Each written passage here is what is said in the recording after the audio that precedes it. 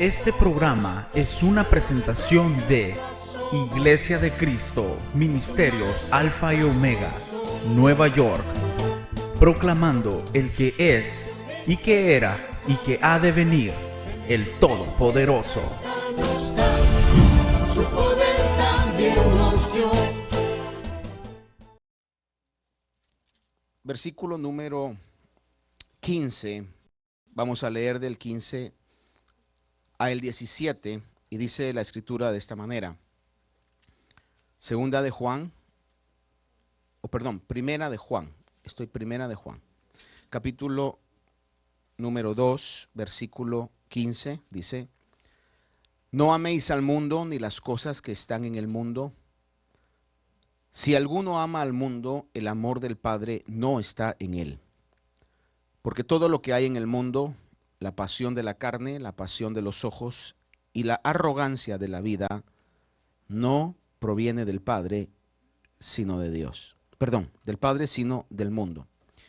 Y el mundo pasa y también sus pasiones, pero el que hace la voluntad de Dios permanece para siempre. Es indiscutible, hermanos, que Dios ha puesto de su amor dentro de nosotros. Es indiscutible que la Biblia enseña que Dios es amor, también como la Biblia dice que Dios es luz, dador de vida, son cualidades, atributos de Dios. Sin embargo, tenemos que entender que al estar con el amor de Dios en nuestras vidas, o el tener el amor de Dios, o estar llenos del amor de Dios, no implica que nosotros tengamos que amar todo. De hecho, hay pasajes en la palabra y se los leo rápidamente. Por ejemplo, Salmos 97:10 es claro y específico cuando dice: los que amáis al Señor, aborreced el mal. Dice, los que amáis a Dios, los que amáis al Señor, aborreced el mal. Y la palabra aborrecer es lo contrario, diríamos, a amar. Es despreciar, es tener en poco algo, cuando amar es tener en mucho algo. Dice, los que amáis al Señor, aborreced el mal. Romanos 12:9 dice que el amor sea sin hipocresía, y utiliza una vez más en el Nuevo Testamento esta palabra: aborreciendo lo malo, aplicando o tomando lo bueno. Quiere decir que el estar llenos del amor de Dios, o estar llenos de Dios, no quiere decir entonces que nosotros vayamos a amar todo, sino que hay cosas que por el amor que tenemos a Dios, hay cosas que tenemos que despreciar, que tenemos que aborrecer, que tenemos que tener en poco. Cuando la palabra de Dios habla en este pasaje que leíamos y dice que no amemos al mundo, la palabra mundo en el griego es la palabra cosmos, y no está hablando directamente del planeta Tierra, sino que la palabra cosmos puede traducirse, entre otros significados, como un arreglo, un orden, un gobierno. En sí es el sistema u orden de las cosas. En otras palabras, cuando se habla de la palabra griega cosmos, está hablando del sistema que gobierna las cosas. Entonces, cuando está el apóstol Juan hablando y diciendo no améis el mundo, está diciendo no necesariamente que usted aborrezca el planeta Tierra, no, o que aborrezca el árbol que tiene en su casa, o la flor que acaba de plantar, o los animalitos que puedan estar ahí alrededor de su casa, pajaritos, ardillas, qué sé yo, menos ratas, ¿verdad? Es así, aborrézcalas. Pero lo que está diciendo en este sentido es de que no es en sí el planeta, sino que el orden o el gobierno sobre o bajo el cual está regido el planeta. Por eso le repito que cosmos es orden, arreglo, gobierno, sistema. En sí, el orden o el sistema de las cosas. Por ejemplo, usted ha escuchado expresiones como, por mencionarle algunas, el mundo de las finanzas. ¿Ha oído alguna vez eso? ¿Qué está diciendo? ¿Que las finanzas tienen un mundo? No, tienen un orden, tienen un sistema, cómo está organizado, cómo se desarrolla, cómo se llevan a cabo, todas sus transacciones. O por ejemplo, el mundo de la moda. ¿Qué está diciendo eso? El sistema, el gobierno, la mecánica, la logística de cómo se está llevando todo.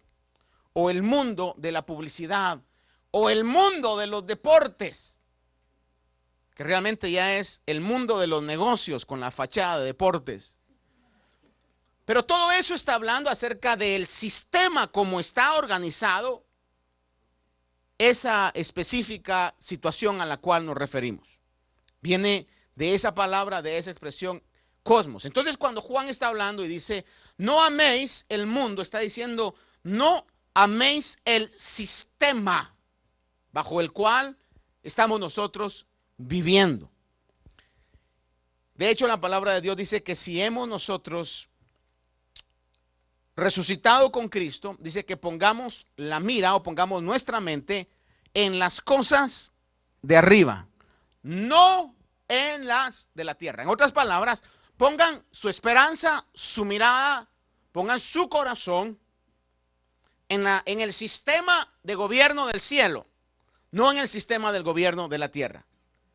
Tal es el caso que en la oración modelo que el Señor enseñó dice, venga tu reino y hágase tu voluntad en la tierra, así también como es en el cielo. Es decir que de donde debe de venir nuestra conducta, nuestros principios, nuestra moralidad, debe ser del sistema del gobierno del cielo.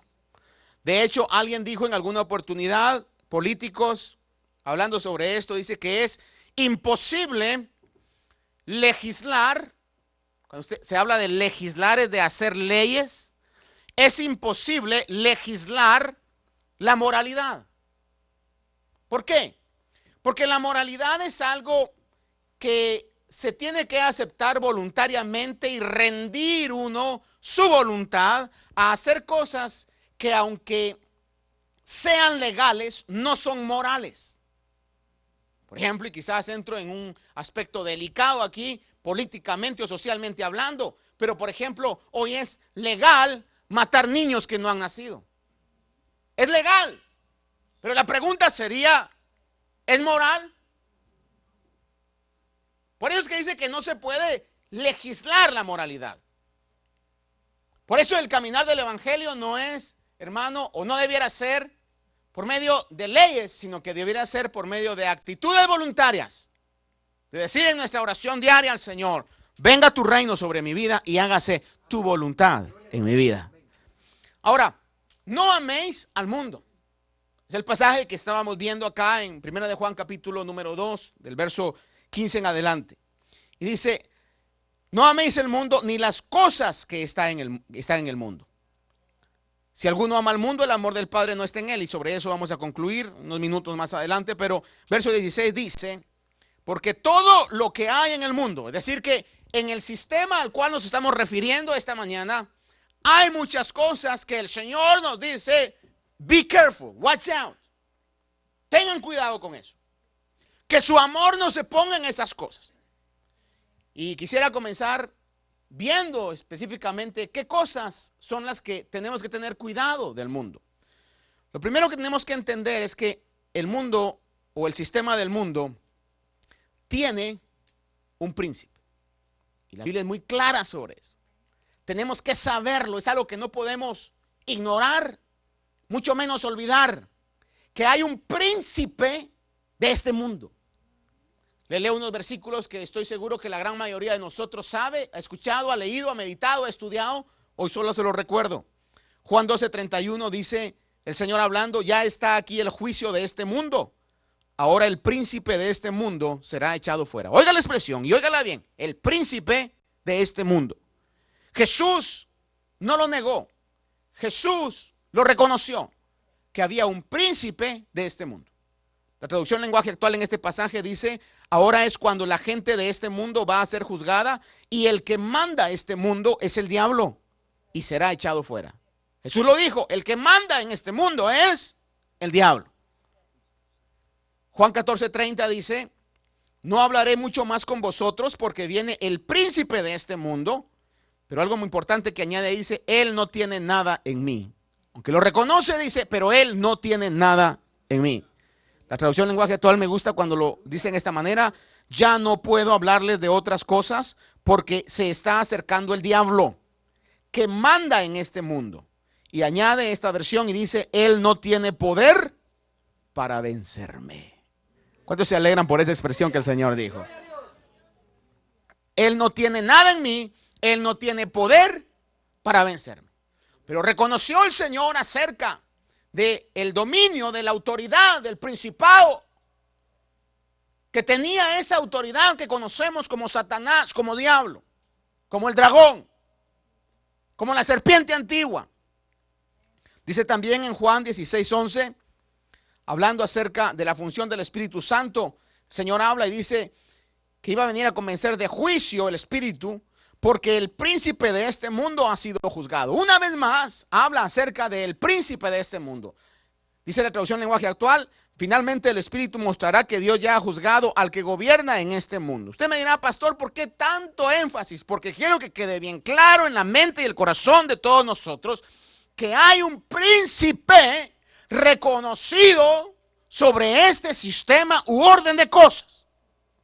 Que no podemos ignorar nosotros y decir, bueno, esta tierra está bajo el gobierno, bajo los principios del reino de Dios. No, Señor, están bajo los principios y el gobierno del príncipe de este mundo. Usted me dirá, pastor, pero entonces eso suena como a correr o a nadar en contra de la corriente. Es una gran verdad. El verdadero cristiano va a estar nadando en contra de la corriente. Pero si algo le puedo garantizar es que está profetizado por esta bendita palabra de Dios que ha demostrado ser por miles de años, la inmutable, incambiable, que el cielo y la tierra va a pasar y esta palabra no va a pasar.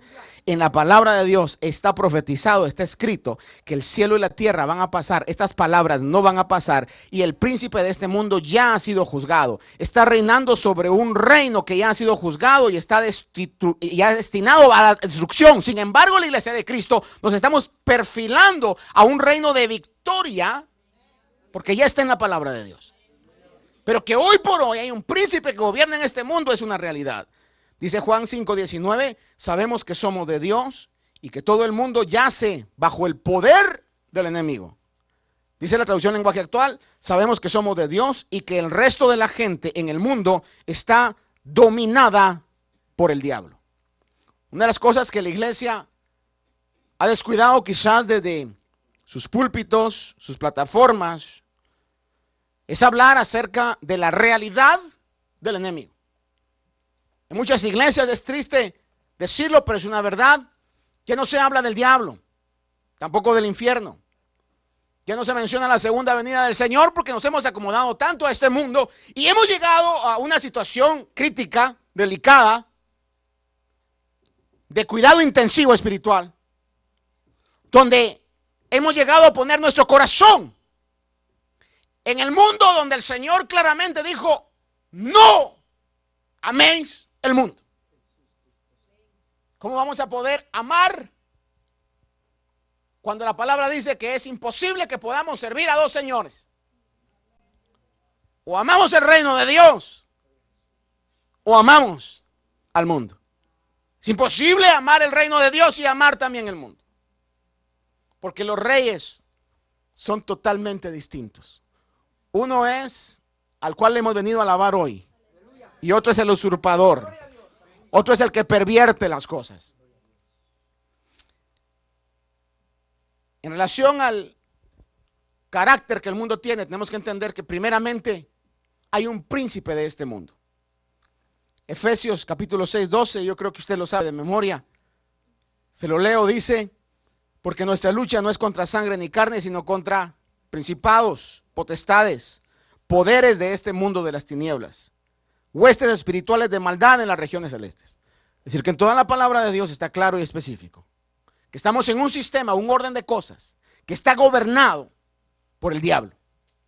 Y por su sistema de orden, de principados, de autoridades, de huestes de maldad, que ejercen una autoridad diabólica, destructiva. Por eso es que va a ver usted que hay leyes, y como le decía yo, no podemos legislar la moralidad. Cada vez el mundo va a hundirse más en leyes que van en contra de lo moral, en contra de lo ético, en contra de los principios de la palabra de Dios. Podríamos preguntarnos, ¿por qué? Porque el que gobierna en este mundo es el diablo. La Biblia claramente lo dice. Ahora bien, el mundo no solamente tiene un príncipe o un gobernante, sino también tiene una mentalidad o una filosofía. O una doctrina, si usted quiere ponerlo. 1 Corintios 3:19 dice, porque la sabiduría de este mundo, oiga bien esto, oiga la expresión, la sabiduría de este mundo. Es decir, que hay una sabiduría que está en contra de Dios, que pertenece a este mundo. Es muy distinto a veces y tenemos que entender la diferencia entre sabiduría y conocimiento. Pero el mundo ha crecido mucho en un conocimiento, voy a pensar hasta cierto punto también en una sabiduría. Hoy vivimos días de tecnología que asustan, hermano. La ciencia ficción de nuestro tiempo, cuando éramos pequeños, hoy es una realidad. Y por ahí dicen que lo que sale al mercado, en términos tecnológicos, tiene alrededor de 10 años de atraso. Pues si usted está impresionado con los nuevos teléfonos inteligentes o las consolas de juego o qué sé yo, qué tanta cosa que pueda salir, imagínense nada más lo que tiene ya el gobierno. 10 años de tecnología, de investigación, adelante de todo eso. No me consta esto porque si me hubiera constado yo se lo digo, pero por ahí leía la otra vez un artículo donde decía que ya habían médicamente, ya se había podido hacer un trasplante de cabeza. Eso suena como pastor, que hoy sí se pasó, pastor. Por eso le digo, no me consta. Pero si de aquí a 10 años ya lo pueden hacer, entonces usted va a decir, si estamos aquí todavía, pastor tenía razón, ya se puede hacer. Es más, por ahí usted ha visto cómo es que está de moda en el mundo. ¿No se ha dado cuenta cómo está de moda en las calaveras? Y no se ha preguntado usted, ¿y qué onda con las calaveras? Es una administración de un espíritu de muerte. No más que eso. Para que usted vaya hoy a revisar qué le compró a sus hijos también. No va a tener ahí unas camisitas con calavera. ¡Ay, qué bonito el muertito! ¿A cómo se mira? Y después no vaya a preguntarse por qué hay pensamientos de suicidio, por qué hay tendencias a querer no solamente quitarse la vida, sino quitar la vida también a otros. ¿Se ha dado cuenta cómo están de moda el término de los zombies? ¿Qué es un zombie? Sino una criatura que no tiene espíritu, no tiene alma. Como un robot, un autómata, una persona que está dominada por otra entidad que no es de ellos. Y por ahí dicen que eso no es ficción, sino que en cierto sentido en Haití, ¿sabe usted que en Haití sacaron una ley, y esto está hecho, sacaron una ley que era prohibido practicar brujería creando zombies? Ahora, ¿por qué sacaron esa ley? La pregunta es, ¿por qué sacan esa ley? Es decir, que la gente se moría y luego llegaba el brujo y hacía sus brujerías y lo revivía, pero lo revivía como sin espíritu. Por ejemplo, déjeme tocarle algo que se ha quedado ahí en el cajón de los recuerdos. La clonación. Si pueden clonar animales, le pregunto, ¿acaso no se podrán clonar humanos? Y la pregunta sería, ¿el clon humano tiene alma? Es decir, hay tantas cosas que hay que quizás no podemos tener una respuesta precisa a hoy, en este momento. Pero lo que le quiero marcar es que el mundo tiene una mentalidad, pero vea usted, toda la ciencia, toda la tecnología, todos los avances del mundo, si vinieran del cielo, con todo el avance tecnológico, científico que ha habido, ya no habrían problemas sociales. Pero hoy más que nunca, el mundo está atestado, está lleno de problemas sociales. Porque el problema del ser humano no lo va a arreglar el avance tecnológico ni los avances económicos. El problema del ser humano está en el corazón del hombre, y el único que puede cambiar el corazón del hombre es el Dios que ha puesto su corazón en nuestro corazón. Por eso hay una mentalidad, hay una filosofía. También el mundo tiene un propósito. Óigame esto, tiene un príncipe, tiene una mentalidad, pero el sistema o el orden de cosas tiene un propósito. ¿Y cuál es el propósito del mundo? O la meta del mundo. Sino seducirnos a dejar de amar a Jesús. Seducirnos a alejarnos de que el Señor sea lo primero en nuestra vida. O hasta cierto punto, odiar a Jesús. Juan 7:7 dice: el mundo no puede odiaros a vosotros, pero a mí, dijo Jesús, me odia. Ahora, ¿por qué razón es que el mundo o el sistema odiaba a Jesús? No era porque había sanado enfermos, no era porque había limpiado leprosos, no era porque había multiplicado panes y peces y había dado de comer a miles de personas, no era porque había caminado sobre el agua, había calmado la tempestad, no era por eso. La razón por la cual el mundo odió y odia a aquel que quiere realmente o está pareciéndose a Jesús es porque el Señor Jesús dijo: me odia porque doy testimonio de él que sus acciones son malas. Quisiera no decir esto, pero sigo creyendo lo mismo, por más que le doy vueltas en mi cabeza y en mi vida. El genuino, verdadero cristiano no va a tener el aplauso del mundo. El genuino y verdadero cristiano en un momento determinado va a tener el odio, la desaprobación del mundo. ¿Por qué razón? Porque de una u otra manera vamos a manifestar o dar testimonio que mentir no es bueno, que robar no es bueno, que adulterar no es bueno, que todos los frutos de la carne lo único que van a llevar es a muerte. Y el mundo nos odiará. Por eso es que estaremos nadando en contra de la corriente. Para que comencemos a ejercitarnos a nadar bien, porque nadar en contra de la corriente es más difícil que nadar con la corriente. Nadar con la corriente, hermano, es sumamente fácil. Usted solamente flota y se va. Me recuerdo en una oportunidad, una de las experiencias más difíciles para mí fue que, no le voy a decir que yo era un niño de ciudad o un joven de ciudad, pero llegué a serlo. Me crié en un pueblo y luego mis padres se movieron a la capital y me desajené de eso. Y me recuerdo que con un familiar, un primo, fuimos en un viaje de pesca, pero de pesca rústica. ¿No cree usted que en nuestros pueblos pescamos? No sé si ahora sea diferente, pero por ejemplo aquí usted va a pescar y se pone su sombrero de pesca con sus anzuelos, sus pantalones de pesca, su jacket de pesca. Se ve todo un profesional, se ve chulo, hermano. Mira, se ve pero precioso, como un pescador profesional. Se lleva sus cañas de 6 y hasta de 8 pies, su cajita de carnadas, hermano. Y dice, wow, este es un pescador profesional, aunque no agarremos nada, pero parecemos profesionales. Allá era con hilo, con plomo y con lombrices. Uno lo primero que iba a hacer es a buscar los gusanos, las lombrices, todo eso, ¿no? Y si alguien tenía algo como por ejemplo un arpón o harpoon, como ustedes le dicen aquí en inglés, era porque de plano tenía plata o tenía plata.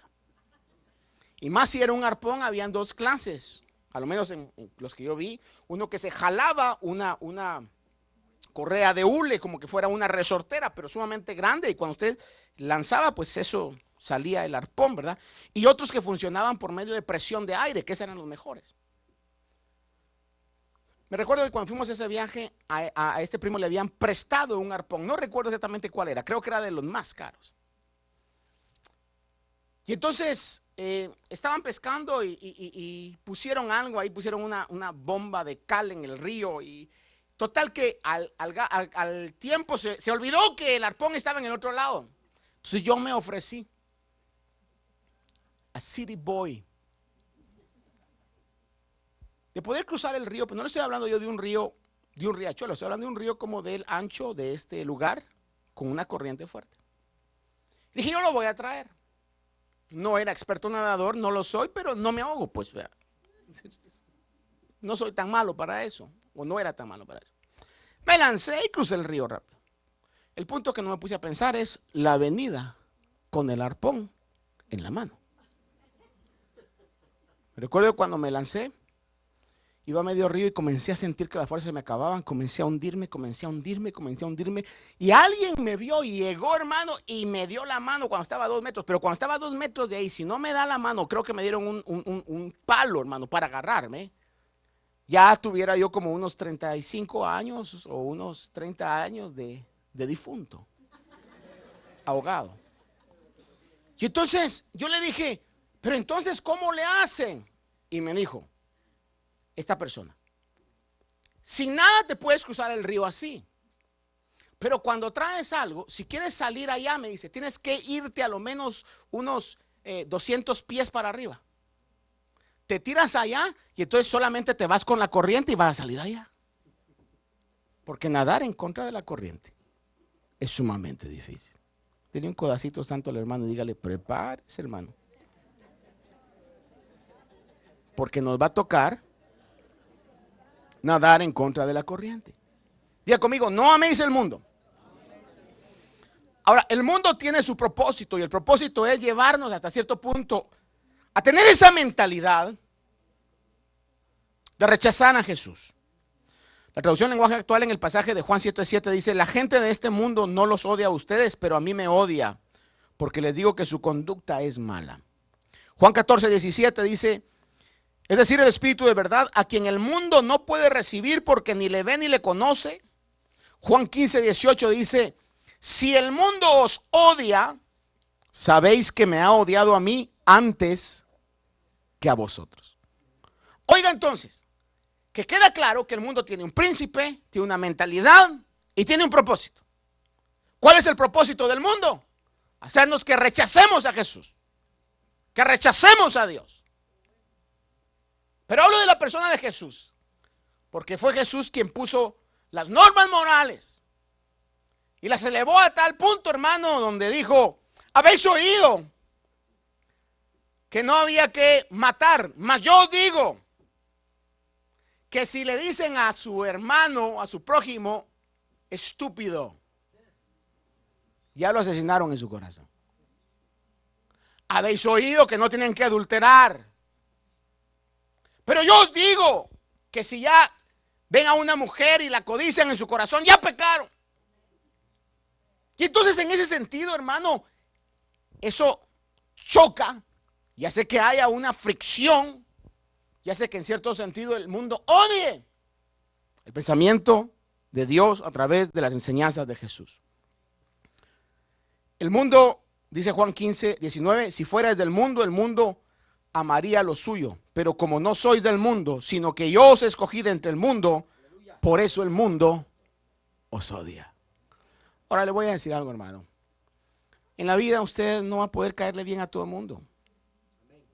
De hecho, Romanos dice, capítulo 12, verso final, en lo que esté de vuestra parte, estad en paz con todos. Pero dice, en lo que esté de vuestra parte. Pero hay situaciones que usted quizá, hermano, mire, se va a poner de cabeza, como sea, y no le va a caer bien a algunas personas. Así es la situación. Ahora, lo que yo le quiero decir es, interésese con todo su corazón en caerle bien a Dios. Que ese sea su deseo, su anhelo, su meta, porque eso es lo más importante. Si Dios está con usted, le va a ir bien. Aunque hayan problemas, dificultades, enfermedades, angustias, pero si Dios está con usted, a usted le va a pasar lo que le pasó a Noé. Cuando Noé entró al arca, Noé y su familia eran la minoría. Pero cuando salió del arca, eran la mayoría.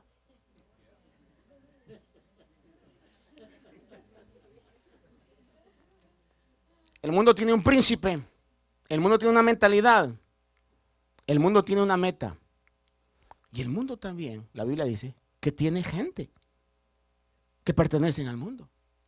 Dice la palabra en Lucas 16:18, el Señor elogió al mayordomo injusto porque había procedido con sagacidad, pues los hijos de este siglo, de este mundo, de este orden de cosas, son más sagaces. En otras palabras, el Señor reconoció que había gente de este siglo, de este mundo.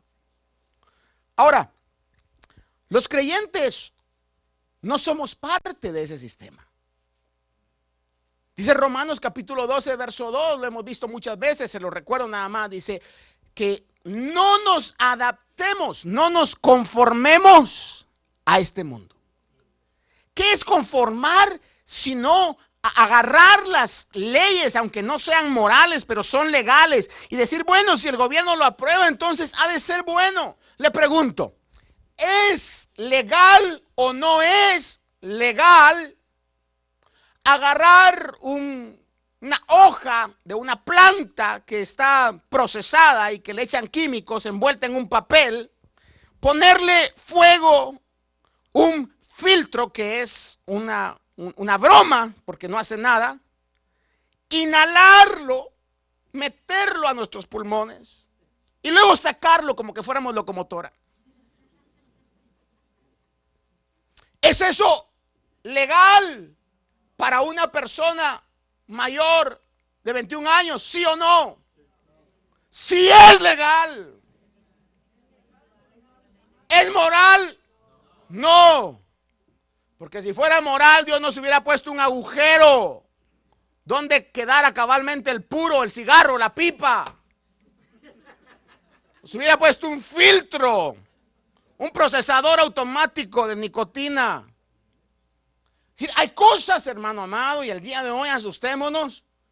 Hermano, aún ciertas drogas están siendo legalizadas. En un momento determinado, podemos conformarnos al mundo. Podemos conformarnos al mundo. Conformarnos a la moda del mundo, a los principios del mundo, a las prioridades del mundo. Y es lo que Pablo decía en Romanos: no os adaptéis a este mundo, sino transformaos. Ahora, ¿cómo nos vamos a transformar? Si no solamente a través de la comunión con el Señor. A través de que la palabra de Dios pueda realmente ser un alimento, que constantemente estemos nosotros alimentándonos de ello, de la comunión, de la oración, de la búsqueda con Dios. Yo sé que usted trabaja, yo sé que usted estudia. No le estoy diciendo yo que se la pase 8 horas orando, es imposible eso. Pero sí que antes de salir a su día, su prioridad sea encomendarse a Dios. Decir, Señor, guarda mi mente, Señor amado. Dame la sensibilidad para poder rechazar, para despreciar lo que tengo que despreciar. Ahora, déjeme nada más ir al centro y la conclusión de esto. No podemos seguir al príncipe de este mundo. No podemos aprender la filosofía de este mundo. No podemos perseguir su meta. Ni podemos llegar a ser como ellos. Ahora, el mundo también tiene corrupción. La corrupción del mundo, que la vemos en el capítulo que leíamos de 1 de Juan, capítulo 2, verso 16. Dice ahí, todo lo que hay en el mundo, y esto es muy importante, le ruego que me ponga un poquito más de atención de lo que me ha puesto hoy. Todo lo que hay en el mundo, 1 de Juan 2, 16. La pasión de la carne, oiga esto, la pasión de la carne. La pasión de los ojos, dice, y la arrogancia de la vida, dice que no proviene del Padre, no proviene de Dios, sino del mundo. Habla de 3 cosas. La primera es la pasión de la carne. ¿Cuál es la pasión de la carne? Si no es la naturaleza baja. Lo que le decía yo el día viernes, cuando le hablaba acerca de, cuando Pablo en Romanos habla, dice, miserable de mí, ¿quién me librará de este cuerpo de muerte? De ese muerto que llevo cargando encima de mí, que llevo atado, que me va a corromper. La pasión es esa naturaleza vieja. Dice la pasión de la carne. Dice en Efesios 5, 17, porque el deseo de la carne, oiga esto, es contra el espíritu. There's no easy way to say this. There's no other way to say it. No hay otro pasaje que diga, there is a common ground where they can both live together in harmony. No hay una tierra común donde la carne y el espíritu estén de amigos. Es imposible, son enemigos a muerte, acérrimos. La carne y el espíritu, hermano, es como el gato y el perro, no de los de ahora, porque ahora, hermano, hasta en eso les quitan su propia identidad a los pobres perros y gatos, pero de aquellos del pueblo que no podían ver a un gato, hermano, porque usted sabe, se ponían nerviosos. Es como el gato y el ratón. Aunque la otra vez yo aquí vi unas ratas, hermano, por ahí en un lugar bien lejos, como a 15 minutos de acá, donde yo dije, si yo fuera gato, yo le huyo a esa rata. Y no era un possum, no era un tacuacín, era una rata, hermano, que salió de un basurero, que parecía perro, hermano, así. Y dije, wow, qué tremendo. Pero en naturaleza son enemigos.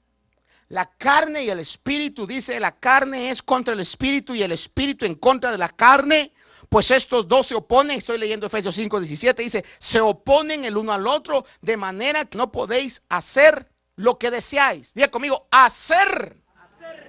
Cuando habla de la pasión, que está diciendo aquí del mundo, la pasión de la carne, está hablando acerca del deseo de hacer cosas.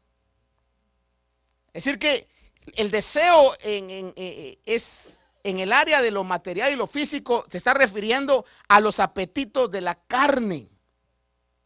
Cuando habla de la pasión de la carne, está hablando de cosas que queremos hacer,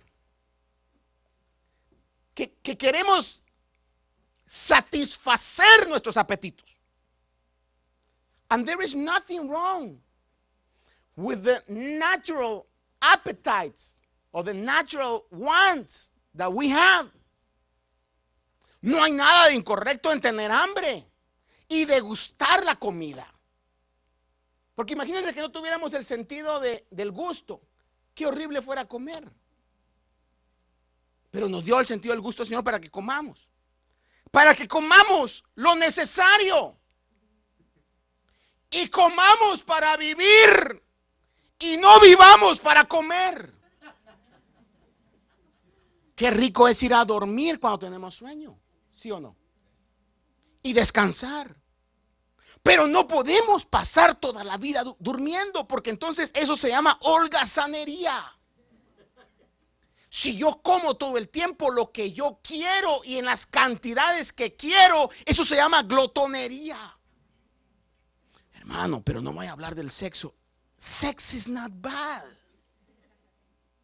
El sexo no es malo en su tiempo correcto y con la persona correcta. Aunque nadie dice amén, pero así es. Pero cuando se sale de contexto para satisfacer los apetitos de mi carne, entonces está pervirtiendo algo bueno. Y el diablo es pervertidor por excelencia.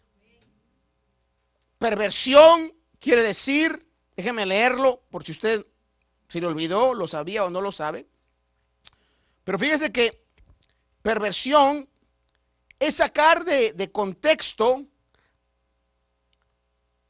o es la alteración de la condición natural o el orden habitual de las cosas. Mire, el diablo es experto en pervertir. Y lo que es bueno, él sabe que usted sabe que es bueno, pero trata de que abuse lo bueno. Y por eso entonces nos convertimos en holgazanes, en glotones, en adúlteros. Donde venimos y en un momento determinado abusamos de lo bueno. Y eso bueno entonces ya se convierte en algo malo. La pasión de la carne es algo que está dirigido a las cosas que queremos hacer. Ahora, también dice la pasión de los ojos. Cuando usted mira ahí en el versículo que estamos leyendo, en el capítulo 2, versículo 16, dice, porque lo que hay en el mundo, la pasión de la carne, una vez más conmigo, diga, la pasión de la carne es querer hacer. es pecar haciendo. Pero la pasión de los ojos es pecar querer teniendo. Porque ¿por dónde entra el gusto de las cosas? El Señor dijo, si tu ojo es bueno, toda tu vida, todo tu cuerpo estará lleno de luz. Por ejemplo, ¿alguna vez usted ha oído el término cuando dicen por ahí? Dicen, what are you doing? Y la otra persona responde, window shopping. ¿Cuántos habían oído esa expresión? ¿Qué es window shopping? ¿Habrá alguien que pudiera explicar hoy en términos sencillos qué es window shopping? Según lo que yo he entendido, window shopping es que estoy viendo, pero no compro nada. Pero visualmente estoy comprando. Por eso le llaman window shopping. ¿Por qué razón? Porque de una u otra manera la codicia, por favor diga conmigo, codicia entra por nuestros ojos. Entonces, mientras la pasión de la carne es algo que yo quiero hacer, la pasión de los ojos es algo que yo quiero tener. Ya tengo un carro, pero quiero tener el carro que tiene mi primo, mi compañero de trabajo, mi vecino. Ya tengo una esposa o un esposo que me ama, pero quiero que se parezca a la esposa de una celebridad o al esposo de una celebridad. Y quizás lo andan comparando usted con un artista de cine, que lo maquillan, que le ponen pelo donde no tiene, que sale así porque tiene 3 fajas metidas y qué sé yo, qué tanta cosa. El punto es que la pasión, hermano, de querer tener, y como alguien dijo ayer, hermano, hay un dicho que en inglés dicen to keep up with the Joneses, para mantenerse con lo que otros tienen. Que su vecino se compró un SUV que le costó $80,000. God bless him. Que se movieron a una casa en el norte de Long Island que le costaron $1.5 millones. Dios los bendiga. ¿Sabe por qué tanta gente está metida en problemas económicos? No es porque Dios no les dé, no es porque Dios no les provea. Es simplemente porque se cumple el dicho aquel que dice que usted quiere comprar lo que no necesita con dinero que no tiene para impresionar a gente que usted que no les cae bien. Se lo voy a decir una vez más. Quiere comprar cosas que no necesita con dinero que no tiene para impresionar a gente que no le cae bien. Y ahí andamos entonces metidos en deudas. Ahí andamos entonces tratando de afanarnos. Y mire, y pecando con nuestra familia, negando tiempo a nuestra familia por querer hacer más plata. Porque le voy a decir algo, el ojo nunca se sacia. Eso lo dice la Biblia. Nunca se sacia.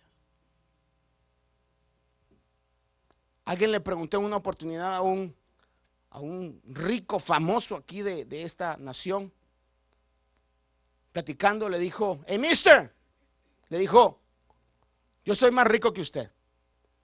Y le dijo esta persona riéndose, ¿cómo va a ser más rico que yo? Si mira, tú trabajas para mí, vives en el lugar donde yo soy dueño de todo ese complejo y etcétera, tenía un montón de cosas. Y le dijo, ¿cómo te atreves a decir que tú eres más rico que yo? Sí, porque yo tengo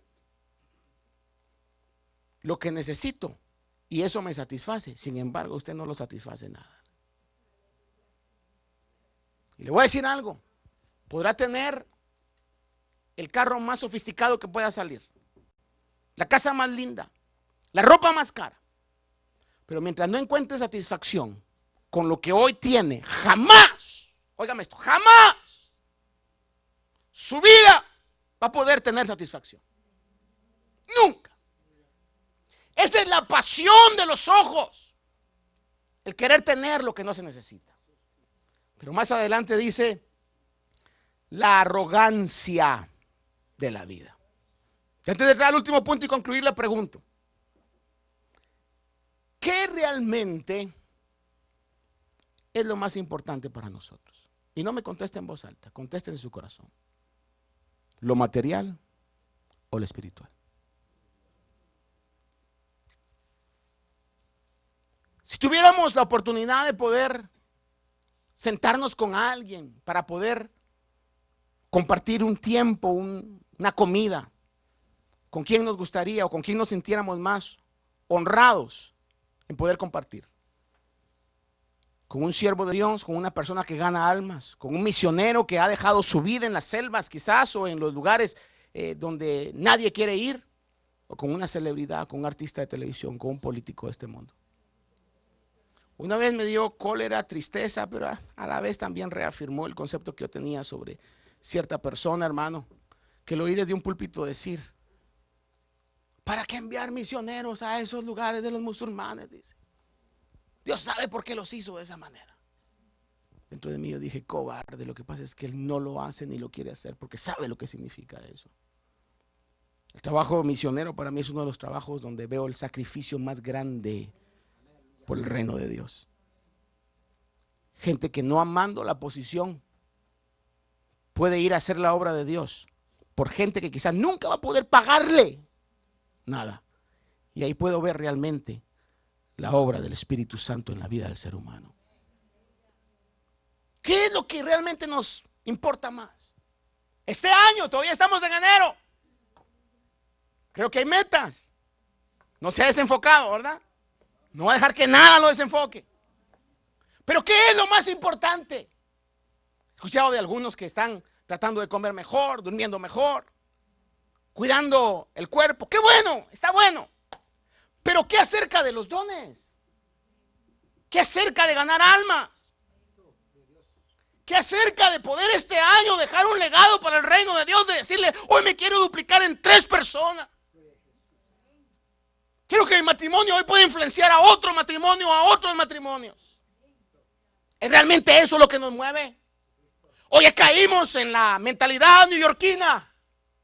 Venimos a este estado para hacer plata. Nunca le va a saciar lo que puede hacer. Hablaba con una persona de estos días y le decía: es mi deber como pastor decirte, alertarte. Si no pones el reino de Dios como prioridad, sabe que te lo estoy diciendo hoy. Después no vayas a llorar por el costo tan grande que se paga por olvidarse del reino de Dios. ¿Qué es lo que nos mueve? ¿Qué es lo que nos consume? ¿O ya nos estamos adaptando al mundo? Y el punto final que quiero decirles, que dice también la arrogancia de la vida. Por un lado, la pasión de la carne es lo que se quiere hacer. La pasión de los ojos, lo que se quiere tener. Y la arrogancia de la vida, lo que se quiere ser. Es decir, que van a ser situaciones que nos van a motivar a querer ser, a tener un nombre. Uno, conforme pasa el tiempo, es lógico que tenga que aprender de la misma vida cosas. Dice un dicho por ahí: dime de qué hablas o dime de qué presumes y te diré lo que te hace falta. Cuando, por ejemplo, una persona recalca mucho: voy a pensar esto. No, a mí no me interesa que nadie me reconozca. A mí no me interesa que nadie me reconozca. A mí no me interesa que nadie me reconozca. Lo que tienen la gran necesidad es de reconocimiento. Porque si realmente a mí no me interesara que nadie me reconozca, no lo digo. Pero en el ser humano hay hasta cierto punto un deseo de superación que es normal, necesario, natural. Pero cuando ya se pervierte, se convierte en pecado y se convierte en arrogancia de la vida. Dice la palabra de Dios que también está la arrogancia de la vida, y esto va dirigido a lo que yo quiero ser. ¿Ha oído usted en alguna oportunidad el dicho que dice: I want to be somebody? Let me tell you something. You are already somebody.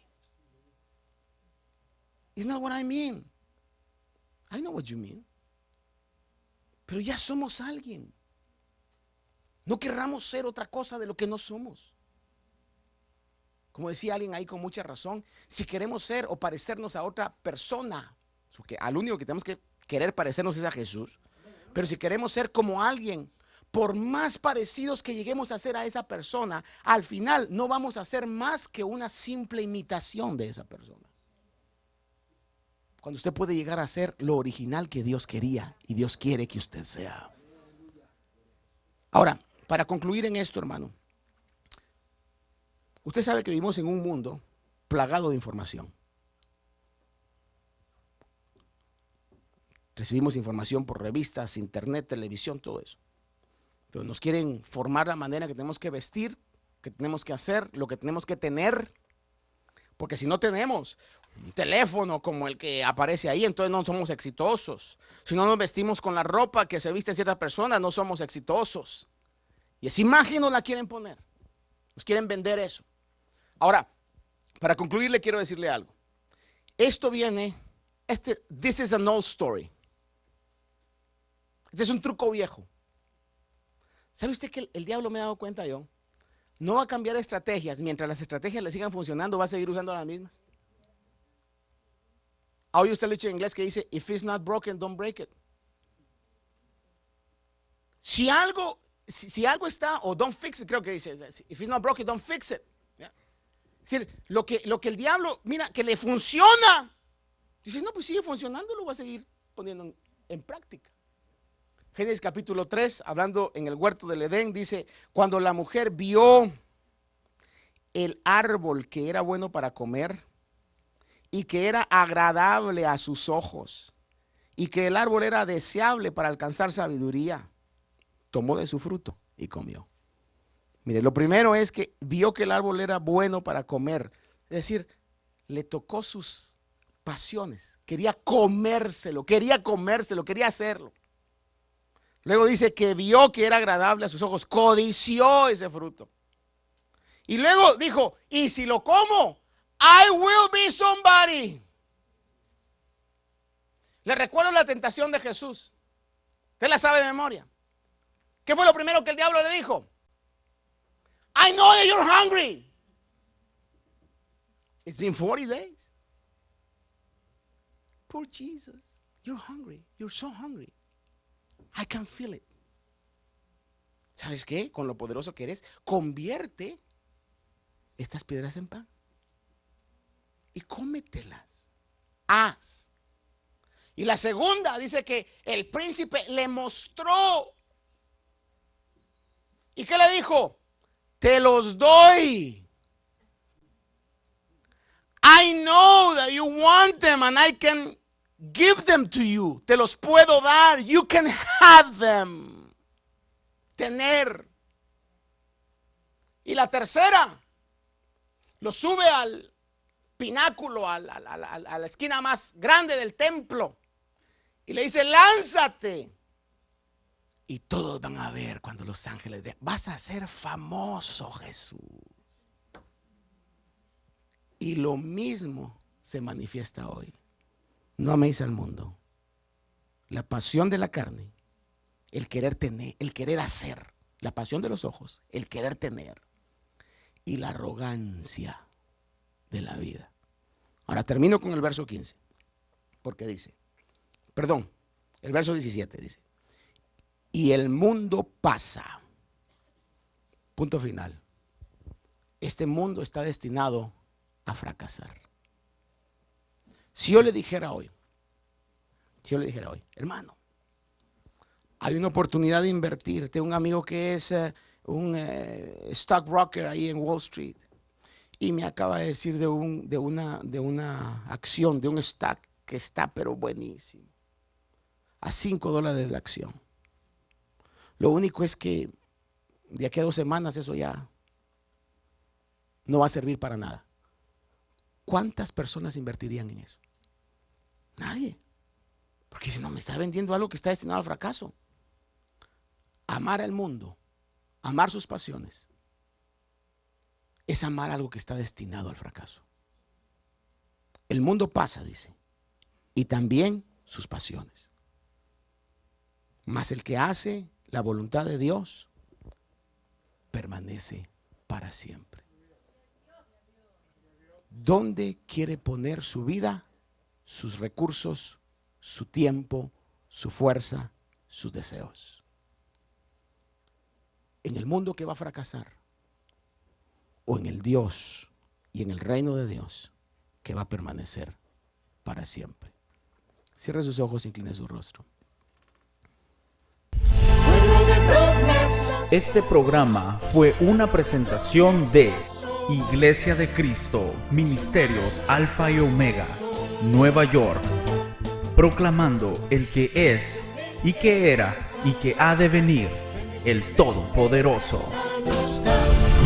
Su poder también nos dio.